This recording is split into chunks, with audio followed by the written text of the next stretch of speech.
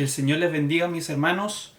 El día de hoy quiero compartir con ustedes una meditación en la palabra del Señor en la carta a los Efesios, en el capítulo 6, del verso 10 al verso 12. Dice así su palabra: Por lo demás, hermanos míos, fortaleceos en el Señor, en el poder de su fuerza. Vestíos de toda la armadura de Dios, para que podáis estar firmes contra las acechanzas del diablo. Porque no tenemos lucha contra carne y sangre, sino contra principados, contra potestades, contra los gobernadores de las tinieblas de este siglo, contra huestes espirituales de maldad en las regiones celestes. Mis hermanos, tarde o temprano, todo creyente descubre de que la vida cristiana, más allá de ser un parque de diversiones o un lugar grato en donde todo es pasividad y todo es felicidad, es un verdadero campo de batalla. Y este campo de batalla, mis hermanos, no es una guerra real, sino que es una guerra espiritual, como la palabra de Dios nos lo señala en estos pasajes que acabamos de leer. Y sin el Señor, mis hermanos, es imposible enfrentar un enemigo que es mucho más fuerte que nosotros. Es por eso que cuando nos referimos, mis hermanos, a este tipo de enfrentamientos, no debemos caricaturizar el hecho de como si nosotros fuésemos los que salimos a cazar a Satanás, o somos nosotros los que de alguna manera salimos a luchar contra estas huestes, como lo señala la Escritura, sino más bien es a estar preparados para el asedio constante que tenemos de parte de Él. Es razonable entonces, mis hermanos, que el apóstol Pablo utilice terminología militar para ilustrar el conflicto del creyente con Satanás.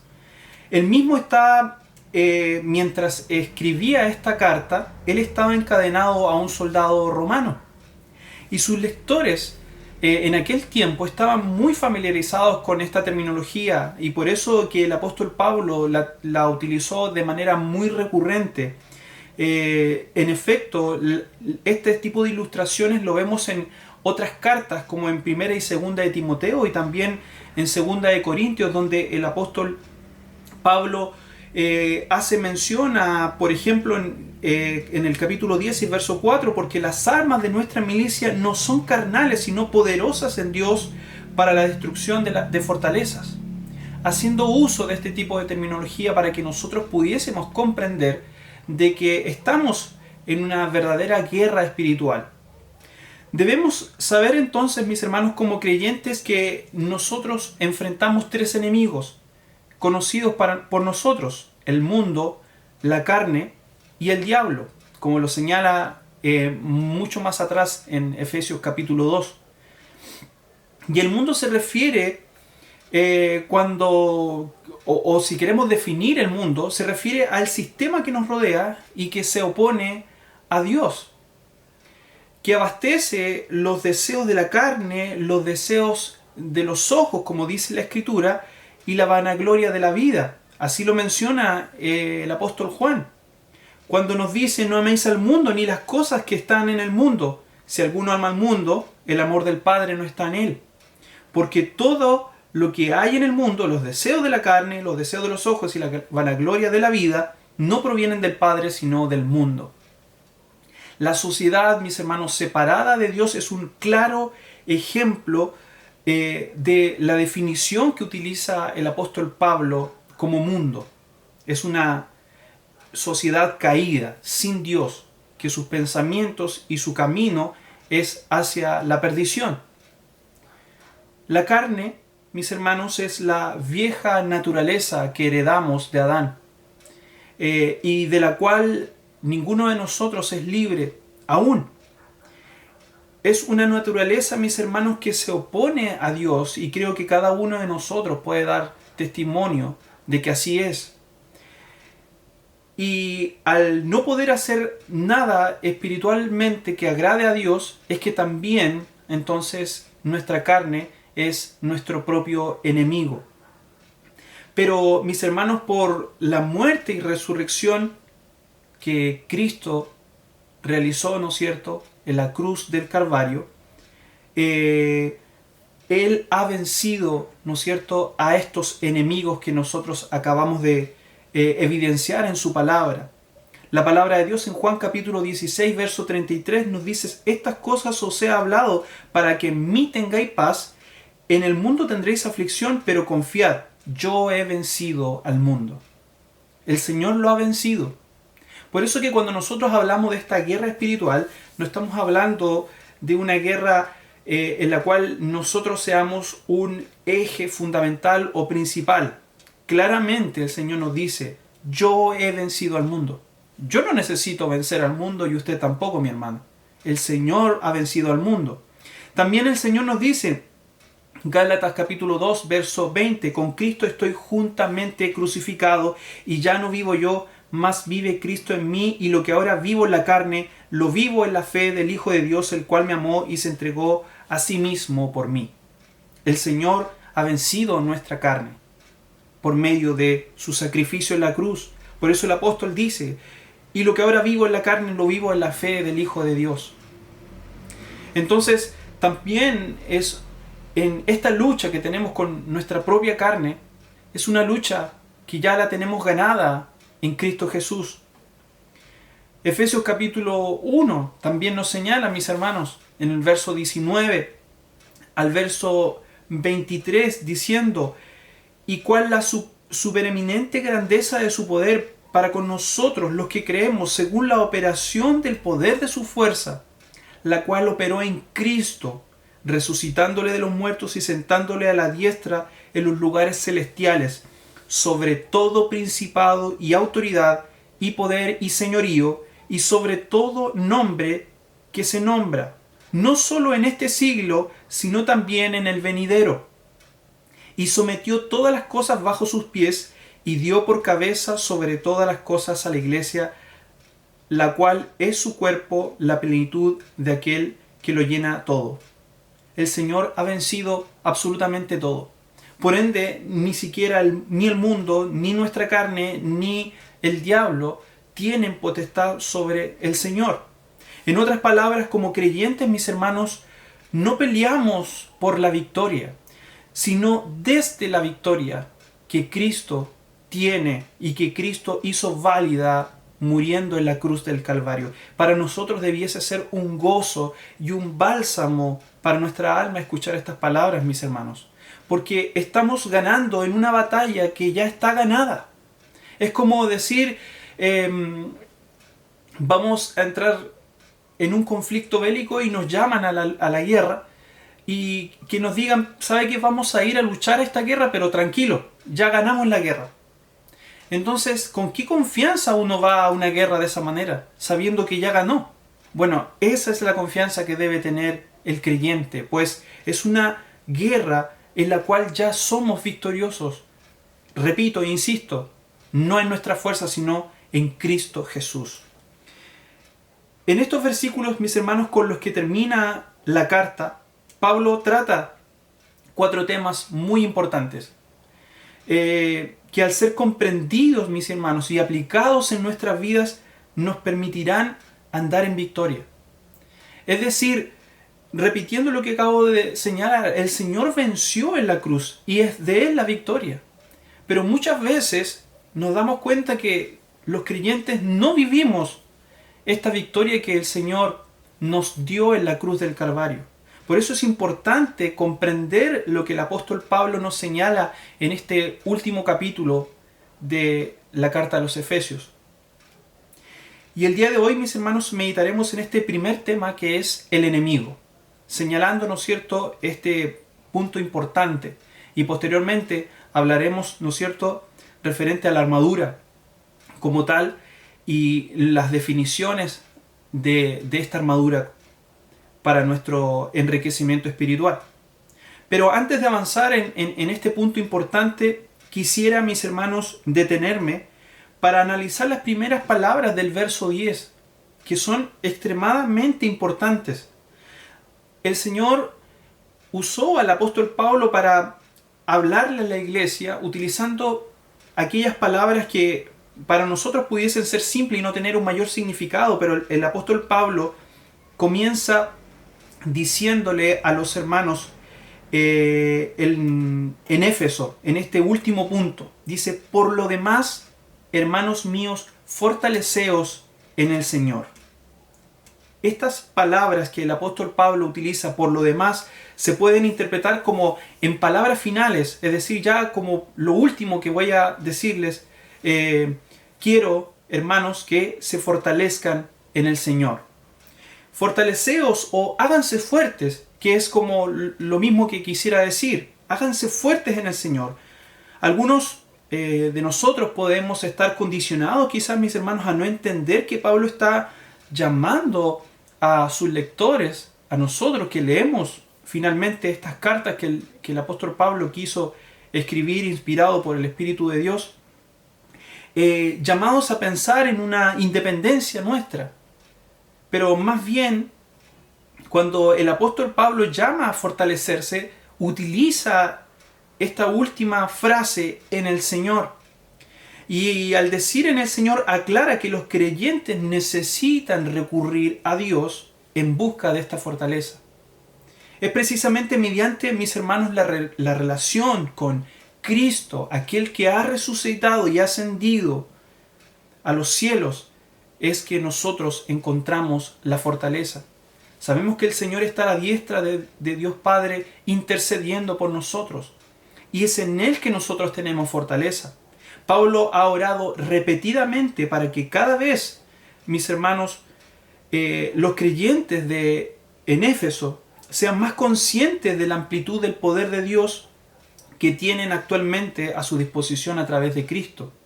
Efesios capítulo 1, verso 19 dice: y la cual supereminente grandeza de su poder para con nosotros los que creemos, según la operación del poder de su fuerza. Es un poder grandiosísimo que tenemos nosotros los que creemos. No es un poder pequeño, sino que es un gran poder el cual Dios produce en el creyente por medio de la fortaleza que Dios nos da. Este poder está solo disponible mediante la unión de Cristo y la iglesia, mis hermanos. Participando nosotros de su resurrección y, como dice la palabra, también de su exaltación. El Señor no promete estas grandes promesas a cualquier hombre o a un no creyente, sino que son exclusivamente para su iglesia, para sus hijos, para aquellos escogidos, para aquellos a quienes Dios redimió en la cruz del Calvario. Y este poder, mis hermanos, bien lo sabemos nosotros, que no viene por medio de fórmulas, ni de alguna operación nuestra, ni de algún tipo de ritual, ni ningún otro tipo de medio, sino solo por medio de la obra del Espíritu Santo de Dios en cada una de nuestras vidas personales. Eso quiere decir que tiene que ocurrir una obra en mi vida personal, así como en la suya, mi hermano, y así como también en la vida de cada creyente. Pues esto no es algo, mis hermanos, de lo cual pudiésemos enseñar cómo adquirir este poder, cómo adquirir esta fuerza, sino que es algo que Dios produce en nosotros. Y es por eso que el apóstol Pablo nos llama a fortalecernos en el Señor y en el poder de su fuerza. Y utilizando estas palabras, mis hermanos, al utilizar estas palabras, el apóstol Pablo no tan solo quiere darle la magnitud de decir sean fuertes en el Señor, como si eso fuese algo poco, sino que además de eso, él utiliza las palabras y añade en el poder de su fuerza. No conecta dos fuentes distintas de fortaleza, sino que es una sola. En otras palabras, sean fuertes en el Señor, en el poder de su fuerza. Es decir, no en el poder de sus propias fuerzas, sino que en el poder de las fuerzas del Señor. Porque con esas fuerzas ustedes no desfallecerán. El Señor no utiliza ¿no es cierto? En este caso el apóstol Pablo no utiliza estas palabras solamente como una manera de alentarnos o darnos fuerzas, así como si utilizara estas palabras para darnos ánimo, sino que es dándonos a entender que es una verdadera herramienta que tiene cada creyente, el poder fortalecerse en el Señor, de la cual ninguno de nosotros debiésemos abandonar. Por eso el apóstol Pablo termina diciendo estas palabras. Asimismo, como en versículos anteriores, él llamó a los creyentes y dio órdenes, ¿no es cierto?, de forma imperativa a someternos, como lo estudiamos en el capítulo anterior, los unos a los otros. En este capítulo termina diciendo: fortaleceos, fortalezcanse en el Señor. Y en estos términos, mis hermanos, esta terminología que denota poder ha sido una característica del estilo del apóstol Pablo a lo largo de toda la carta de los Efesios, ¿no es cierto? Y pone un énfasis retórico en la abundante, en el abundante poder que Dios da y pone a disposición de los creyentes. Por eso no debemos, mis hermanos, desestimar las palabras del apóstol Pablo. Más bien, debemos tomarnos de ellas y rogar al Señor que nos fortalezca, que en su poder nos ayude, mis hermanos, a resistir el día malo, como también el Señor nos enseña que debemos nosotros buscar en oración y ayuno para que nuestras vidas espirituales sean fortalecidas, para que nosotros como creyentes seamos fortalecidos. Vamos entonces ahora, mis hermanos, a hablar de este enemigo en común que tenemos todos nosotros. Efesios capítulo 6, ¿no es cierto? En el verso 11 en adelante dice: vestidos de toda armadura de Dios para que podáis estar firmes contra las acechanzas del diablo. Para que podamos estar firmes contra las acechanzas del diablo. Verso 12 continúa diciendo: porque no tenemos lucha contra sangre y carne, sino contra principados, contra potestades, contra los gobernadores de las tinieblas de este siglo, contra huestes espirituales de maldad en las regiones celestes. El cuerpo de espionaje, mis hermanos, de alguna fuerza militar, cumple un papel importantísimo en una guerra, porque permite a los oficiales conocer de forma muy específica y comprender cómo es que el enemigo se maneja, cómo es que el enemigo funciona o trabaja.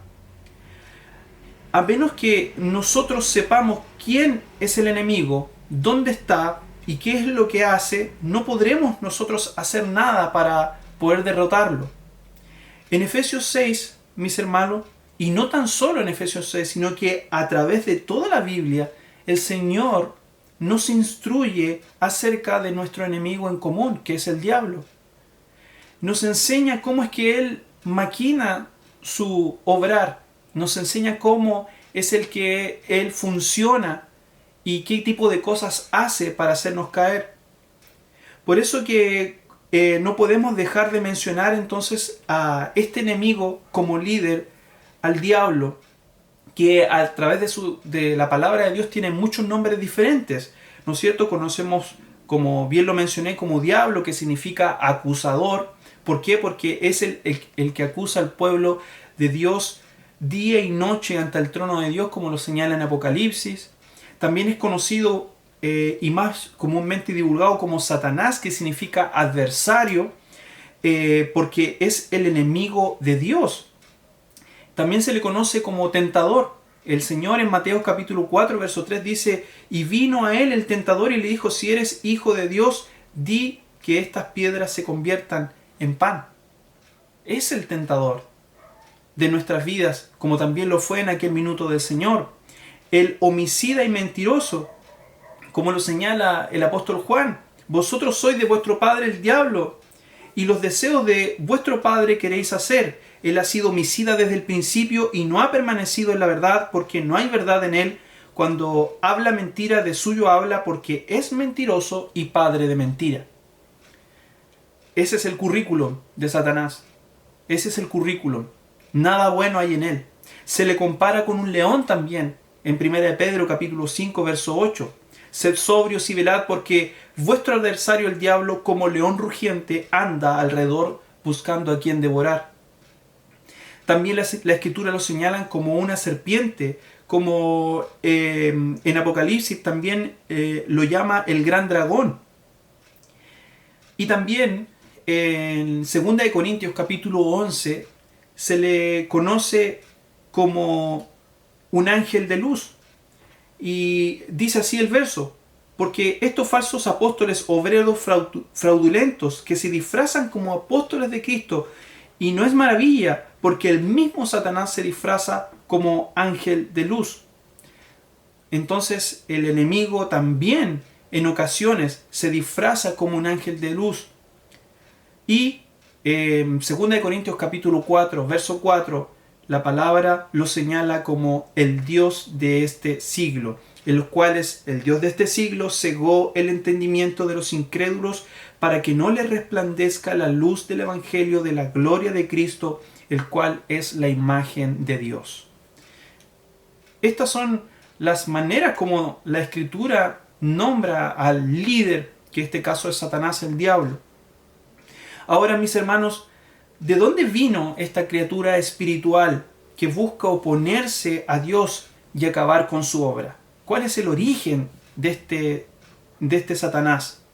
Muchos estudiantes de la Biblia, muchos teólogos, eruditos en el estudio de la palabra de Dios, creen que la creación original, él era lucero, hijo de la mañana, como lo señala Isaías capítulo 14, del verso 12 al 15, en donde dice: como caíste del cielo, oh lucero, hijo de la mañana, cortado fuiste por tierra, tú que debilitabas a las naciones, tú que decías en tu corazón: subiré al cielo en lo alto, junto a las estrellas de Dios, levantaré mi trono, y en el monte del testimonio me sentaré a los lados del norte, sobre las alturas de las nubes subiré, y seré semejante al Altísimo, mas tú derribado eres hasta el Seol, a los lados del abismo. Ese pasaje en especial, mis hermanos, el que nos muestra de cierta manera el origen de Satanás, y que fue echado por causa de su orgullo y del deseo de ocupar el trono de Dios. Hay muchos misterios, mis hermanos, en relación al origen de Satanás, pero lo que él está haciendo, lo que hacía y lo que hará y hacia dónde él va, es algo que para nosotros como creyentes no es ningún misterio. Pues sabemos, ¿no es cierto?, cuál es el destino de Satanás. Sabemos qué es lo que él trama. Sabemos qué es lo que está haciendo él actualmente. Por eso, el conocer la palabra de Dios, y en esto, mis hermanos, vuelvo a ser insistente. Cuando conocemos la palabra de Dios, conocemos, mis hermanos, lo que Dios quiere que nosotros conozcamos. Es la revelación escrita, ¿no es cierto?, de parte de Dios para nuestro crecimiento. Y al conocer las Escrituras, conocemos las artimañas del diablo. Conocemos lo que él quiere hacer. ¿Cuál es su propósito para con nosotros? Que en este caso en particular, el apóstol Pablo, ¿no es cierto?, nos llama en el verso 11 a vestirnos de toda armadura de Dios. ¿Para qué? Para estar firmes contra las acechanzas del diablo.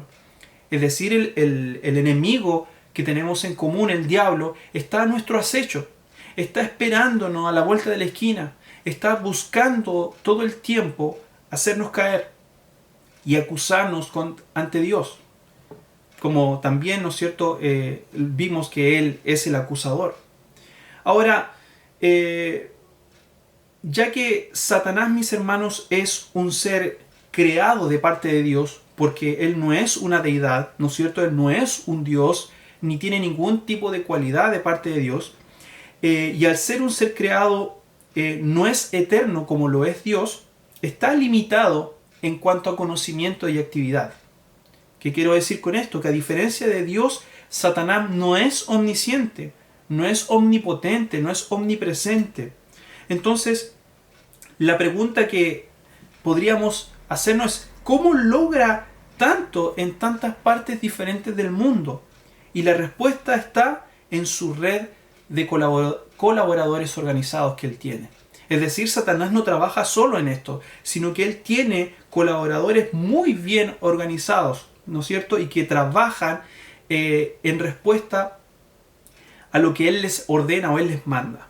La Escritura, a través del apóstol Pablo, los señala como principados, potestades, gobernadores, huestes espirituales de maldad en las regiones celestes, en el verso 12.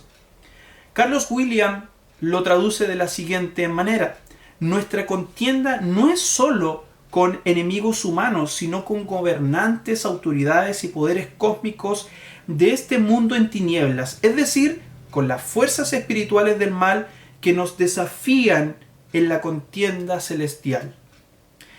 Esto sugiere entonces, mis hermanos, que hay un ejército definido de criaturas demoníacas que están al servicio de Satanás, ¿no es cierto? Y que están en respuesta a los ataques a los creyentes. En otras palabras, no es que Satanás mismo venga y nos ataque directamente él, sino que a través de esta red de colaboradores muy organizadas, él inflige su ataque y su acechanza. Ahora, el apóstol Juan insinuó que una tercera parte de estos ángeles que estaban, ¿no es cierto?, con Dios cuando Dios los expulsó de donde Dios vive, los expulsó, dice que expulsó a Satanás y una tercera parte de estos se fueron con él. Apocalipsis capítulo 12, verso 4 dice: y su cola arrastraba la tercera parte de las estrellas del cielo y las arrojó sobre la tierra, y el dragón se paró frente a la mujer que estaba para dar a luz a fin de devorar a su hijo tan pronto como naciese. Esta tercera parte equivalen entonces a estos ángeles caídos, como también se les llama, a estos demonios, como nosotros lo conocemos, ¿no es cierto? Y es que ellos son los que cumplen esta tarea, mis hermanos, de forma muy organizada, de llevar a cabo el plan que Satanás tiene en contra de los hijos de Dios. La palabra de Dios también, mis hermanos, señala que hay una batalla espiritual que se está librando en este mundo, en la esfera de lo celestial. Y nosotros somos parte de esa batalla.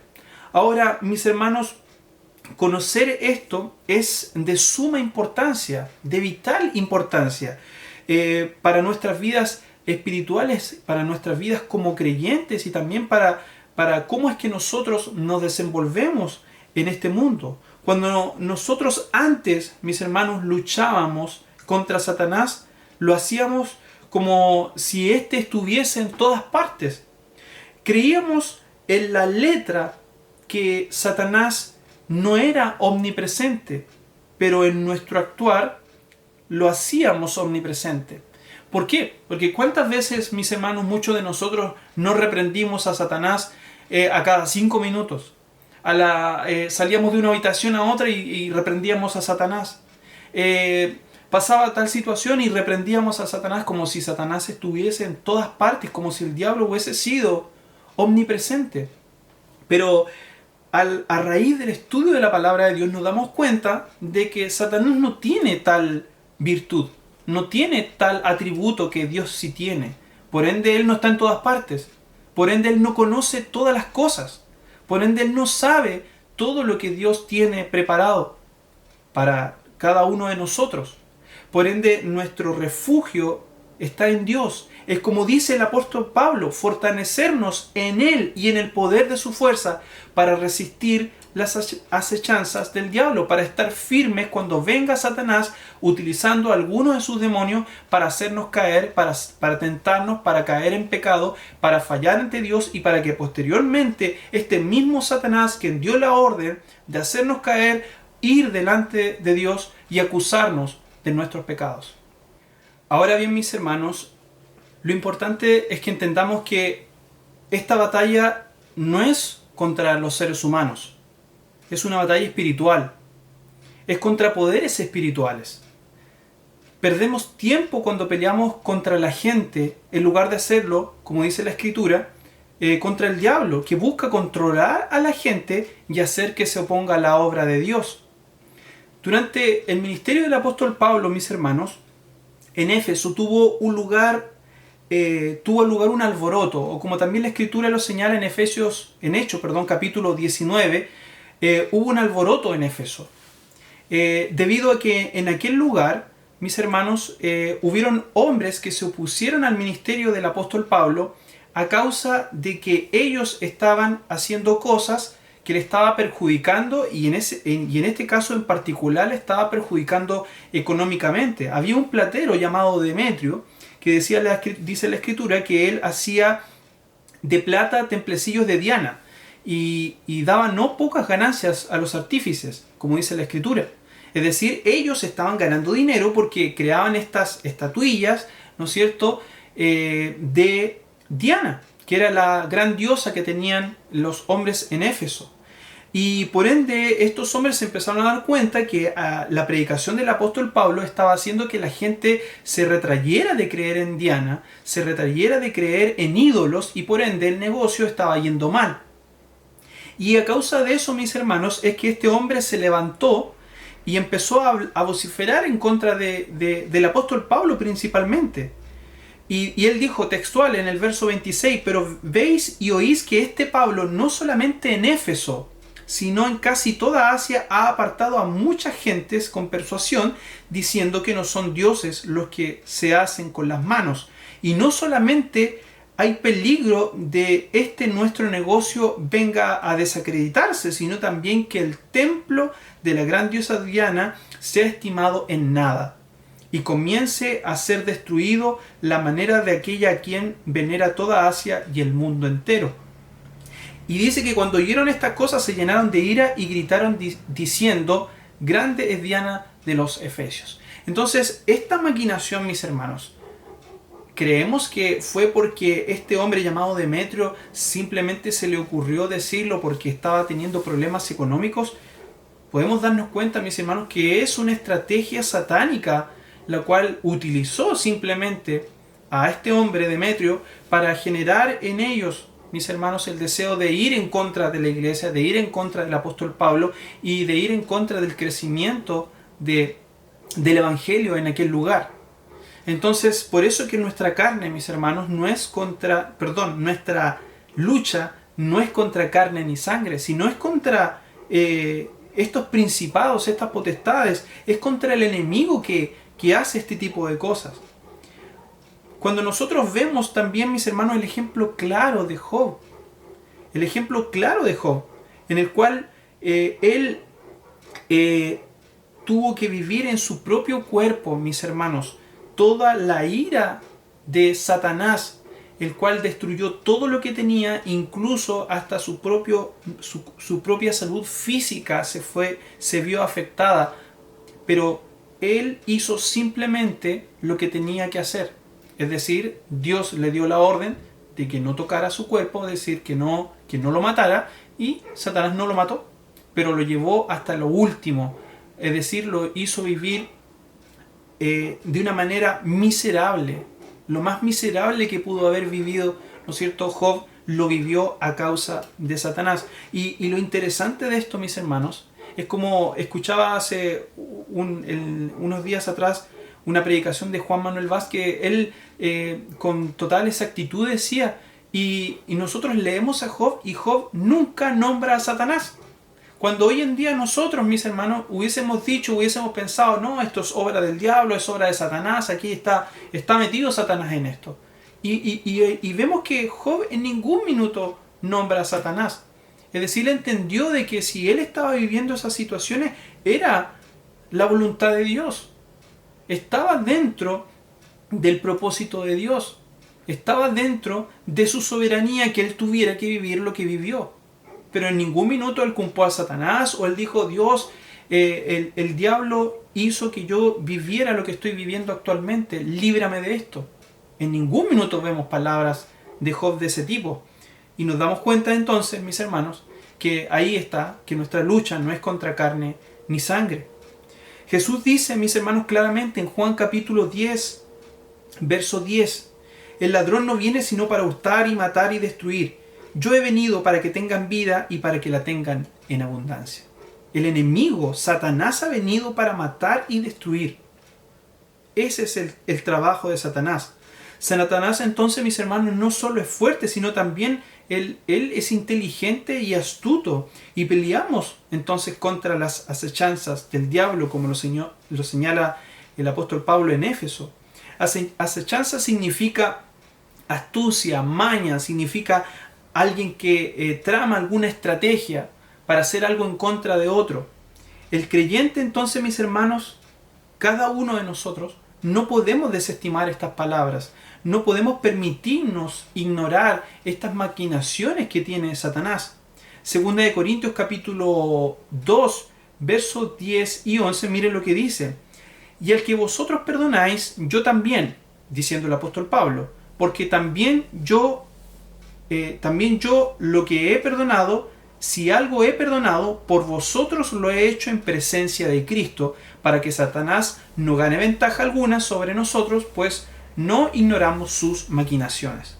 El apóstol Pablo tenía muy claras las maquinaciones de Satanás y por ende le advierte a los creyentes, ¿no es cierto?, a que muchas de estas acciones, mis hermanos, cometidas dentro de la iglesia, como el hecho de no perdonar, da cabida al diablo para que él haga, ¿no es cierto?, de las suyas, para que él haga sus maquinaciones, para que él aceche, mis hermanos. Cuando un creyente peca contra otro creyente, el enemigo utiliza eso como una herramienta. ¿Por qué? Porque el pecado, mis hermanos, es una forma en la cual el enemigo utiliza para atacar a la iglesia, para atacarnos a nosotros. Y no es que sea Satanás el culpable de nuestro pecado, sino que él utiliza ese pecado, mis hermanos, para él hacer su obra en nosotros. Por eso líbranos Dios, mis hermanos, de ser presa del enemigo para nosotros dañar a la iglesia. Líbranos Dios de ser utilizados de esa manera. El creyente entonces, mis hermanos, al no ignorar estas maquinaciones, es aquel que comprende las palabras del apóstol Pablo cuando él señala, ¿no es cierto?, con claridad que debemos fortalecernos en el Señor, que debemos ser fuertes en el Señor y en el poder de su fuerza, mis hermanos, no en nuestras propias fuerzas. Por eso cuando nosotros como creyentes, mis hermanos, pensamos en esta batalla espiritual o en esta, llamémoslo así, lucha, nos damos cuenta de que nosotros no somos espectadores, sino que estamos inmiscuidos en esta batalla. De hecho, estamos tan involucrados en esta batalla, mis hermanos, que incluso somos nosotros quienes debemos ser partícipes de ella. Satanás, mis hermanos, quiere usar nuestro enemigo externo. Eso quiere decir, quiere usar el mundo y quiere usar a nuestro enemigo interno, que es nuestra carne, para derrotarnos. Por ende, no podríamos decir que nosotros no estamos inmersos en esta batalla, pues la vivimos, hermanos, a diario en nuestra propia carne. Sus armas y planes de batallas, entonces, mis hermanos, son, llamémoslo así, innumerables. Puede utilizar cualquier mecanismo para hacernos caer. Puede utilizar cualquier mecanismo para hacernos pecar, para que nosotros no hagamos lo que tenemos que hacer como hijos de Dios. El pastor Miguel muy bien señalaba en algunas predicaciones atrás, donde él comentaba que el gran pecado de este siglo, o llamémoslo así, la gran tentación que tenemos nosotros como creyentes en este siglo es la entretención. Es decir, el enemigo también utiliza estos medios, estos mecanismos para mantenernos distraídos, para que nos mantengamos fuera de forma, llamémoslo así, como si fuéramos, ¿no es cierto?, atletas. Al estar entretenidos en tantas cosas, no hacemos lo que tenemos que hacer como creyentes. Por eso, mis hermanos, el enemigo es hábil, es astuto, mis hermanos.